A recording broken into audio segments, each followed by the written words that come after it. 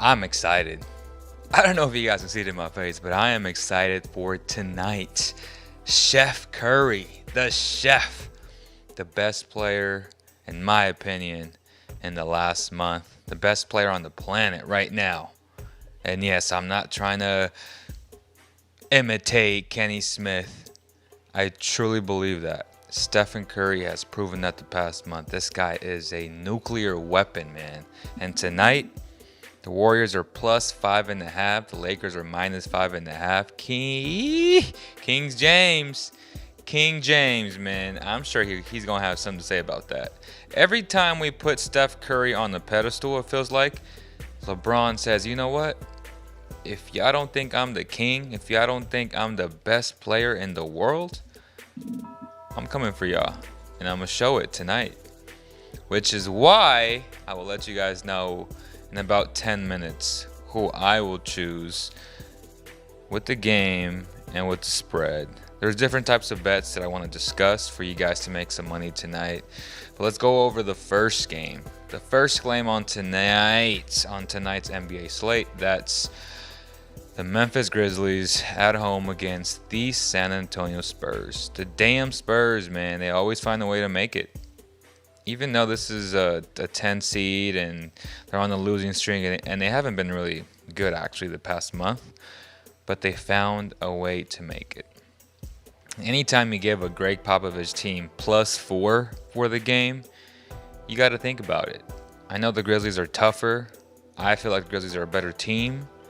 But when you look at Demar Derozan, the body of work he's had all year long, averaging 21.6, shooting 49.5 from the field, shooting 88% from the free throw line. Dude's a stud. He's also averaging 6.9, so pretty much 7 assists a game. He's nice. He's had a really good season this year.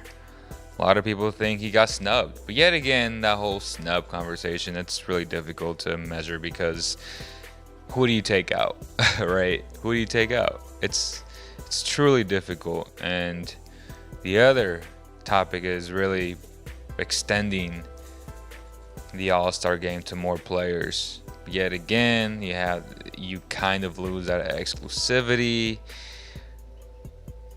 But it's always good for any type of show, any type of sports debate show to say, oh, he got snubbed or he didn't get snubbed, So I get what the NBA is doing. People are going to talk about it, and essentially that's what they want. That's what they want. So it's not a bad thing, okay? But John Morant, man, he missed some games early. He's a dog, and his team plays with his personality. Jaren Jackson Jr., he's missed almost the entire season, yet they found a way to win games to stay afloat, and he's back.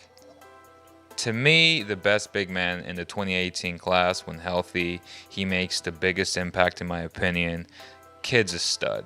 When he's healthy, he is a stud. He can do it all off the dribble, plays really good defense when he's not in foul trouble.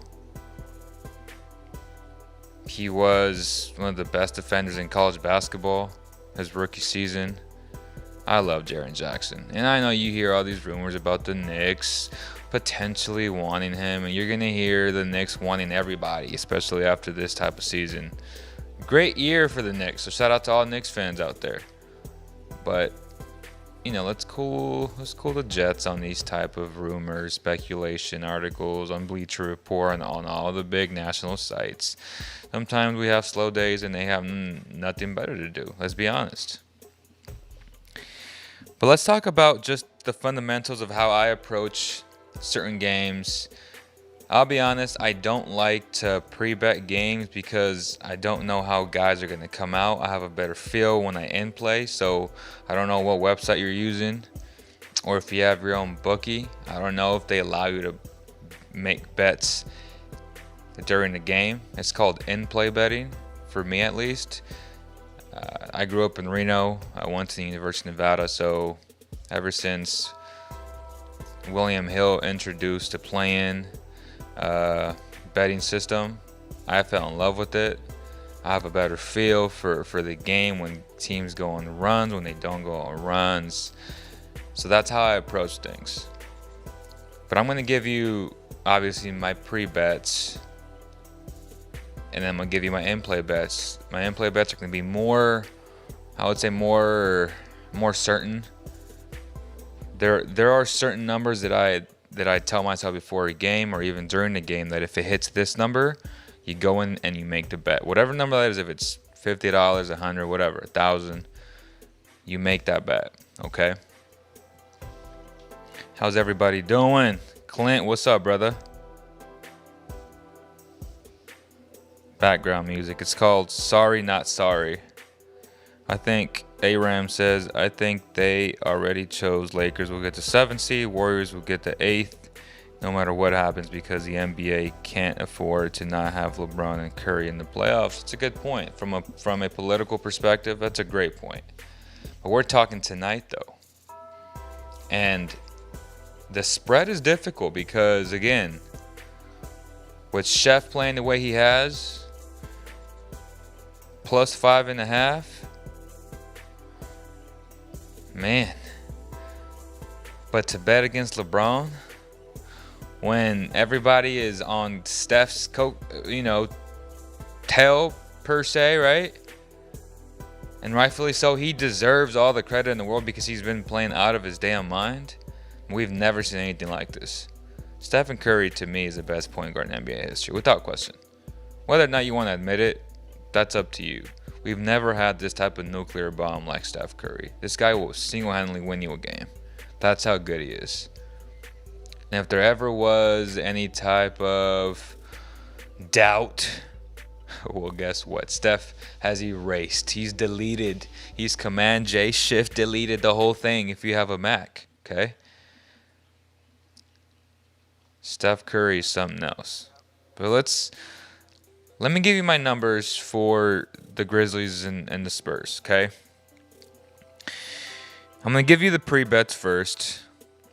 I'm not entirely 100% on this. Like, I'm not hella confident in this. But I'm going to take the Spurs at +4.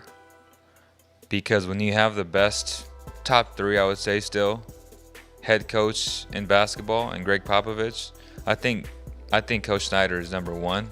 Honestly, I do. And then I think Spoltz is number 2. And then I'm going to go with Pop. But Pop is the most decorated, most accomplished for sure. But when you're still a top 3 coach and you don't have that much talent to work with, but yet you've still gotten your team to buy in and to win games, to believe in that culture that the Spurs truly still have, in a very important game where you've given him multiple days to study, to game plan against the Grizzlies. I mean, I like the Spurs +4. But I'm going to say this, though. That's my pre-bet. So let's talk about how I approach and what are my numbers that if they ever do get to this point. So, again, every possession changes. If you score a basket, depending on what juncture of the game it's at, the line will move up and down. It fluctuates all game long, depending on who's up, how many points you're up. Best time to make a bet is in the third quarter because you'll either have the high or the low. First, second quarter, Vegas is very leery of giving a number way too high because they understand that teams make runs. But if somehow the Grizzlies get up 7 points anywhere in the first or second quarter, you will get the Spurs about +7.5, +8.5, right? My number for a lock is the Spurs at +8.5. So at any point, if you get the Spurs, and obviously fill it out, if you're gonna in play this, it's all a gut bet anyway, because you're saying, okay, this team's on a 9-2 run, and you see the momentum shift. Okay, but my number that I'm gonna be looking for is +8.5 Spurs. I think that's a lock. It's gonna be under that. So if it ever gets to that point, Spurs plus 8.5. Don't know what website you use. I use Bovada, but I'm sure a lot of websites are acclimating and offering these type of services now with in play. One time, I don't know if you guys saw my story, but I literally had, it was the Pacers versus the Thunder. I had the Thunder at plus 57.5 points, and I won. They lost by 57. That was the craziest bet ever. In terms of a large spread. Didn't bet much on it. Right, but 57.5 points, and they lost and I covered by half a point. They lost by 57 points. They were down 67 points at one point. I got that spread at plus 57.5, bro. That is wild. That is wild. Okay. So that's what I'm looking for. Spurs pre-bet plus 4. Okay.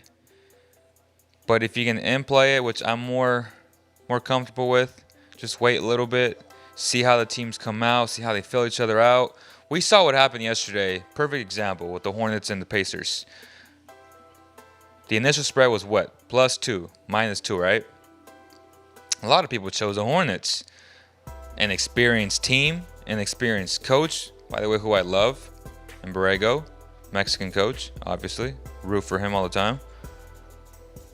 But see, that's a game where I was so confused about it. There was no Karis LeVert. Malcolm was a game time decision.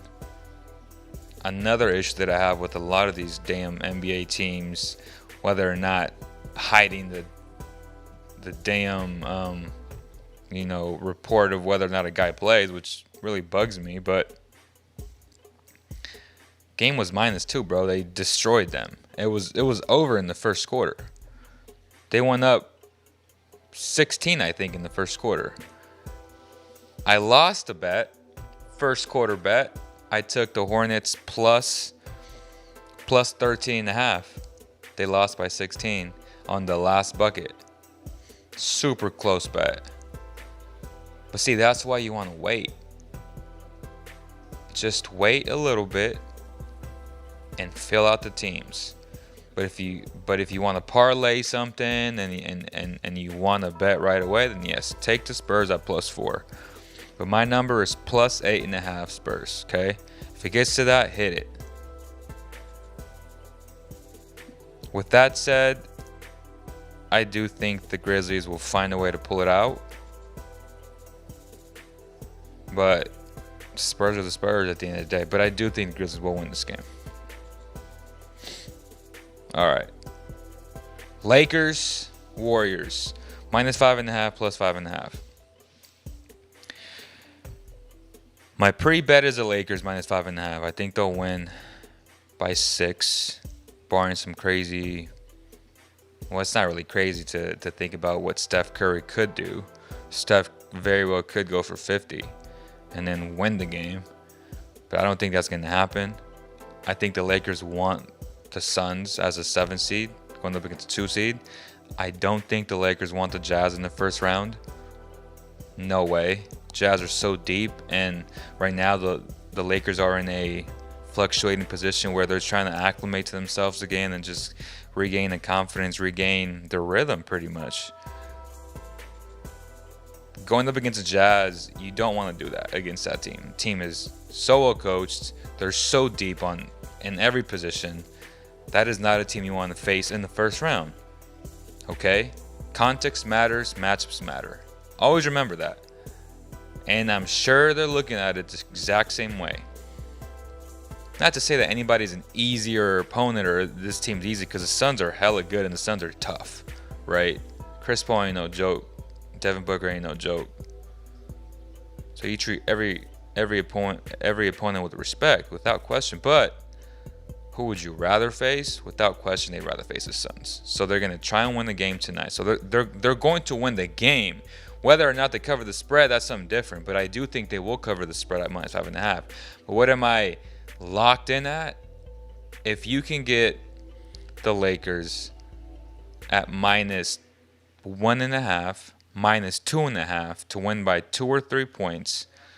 Hit that. So if the Warriors go on an early run, right? Or if it's a close game all throughout the third quarter until third quarter, and then they take like a 6-point lead, 7-point lead, or even early, even then. So like this is how it works. Even if the Dubs are up, say by 7-8 points in the first half, you might get the Lakers at even money at that point. No, I don't think so either. It's just when you're 5.5. Vegas is not stupid. About third quarter, if they're trailing by 6, 7, 8 points, you'll get like a even money. You'll for sure get like a -1.5 Lakers, -2.5 for sure. But keep this number in mind. If you can get the Lakers at -1, -1.5, -2.5, hit it. For the Warriors, if you can get the Warriors, it could very well go this way. Lakers go on an early run. The spread jumps from 5.5 to 8.5, 9.5. If they're up by 7, 8 points, which will happen, that's more likely to happen. You take the Warriors at +9.5. That's my number. That's my lock. +9.5. I think it could well happen very early, actually. Lakers are at home. Fans are back. LeBron's back. So Lakers -1 or 2.5 to win by 2 or 3. Or the Warriors +9.5 in play. But pre-bet the Lakers -5.5 to win by 6. But I'm obviously more confident with my end play numbers. That's what I think, yo. That's what I think. Let me know what you guys think in the comments. What's up, Isaac? How's everybody doing? It's going to be a hell of a game, though. I just can't wait how the Laker guards approach Steph Curry, right? How are they going to guard him? Are they just going to live and die with Wiggins beating you, or just Draymond driving and kicking and him having a big game? Like, to me, I have to live with Draymond just beating me. And it's difficult because everybody tries to do that, but it's easier said than done, right? How do you do it? Maybe take some notes from what the Grizzlies did. Obviously, Dylan Brooks is a dog, and he's tough. I mean, that kid's tough as nails, man. That guy is tough as nails. He's just silly when it comes to fouls. Just undisciplined for sure. But the way he was guarding him, the strength, the anticipation skills. He made life tough on Steph. And obviously, when he went out the game, Steph just went crazy, right? But that's what I think. If you guys enjoyed this betting episode, make sure you hit the like, share, and subscribe. For all you Laker fans, all you Warrior fans, stay tuned for tonight. We're having the post-game show on the Warriors versus the Lakers to see if I was right or not. My last show, I was right, made you guys money, had the Hawks -12.5. They destroyed the Magic. That was my lock. And a lot of them actually had them right too. But hey, make some money tonight, man. And if you guys have any questions, make sure you hit me in the DMs. I'll be watching the game. Let me know, man. Let me know. On behalf of the entire CK family, thank you guys so much. And I'll see you guys very, very soon. Peace.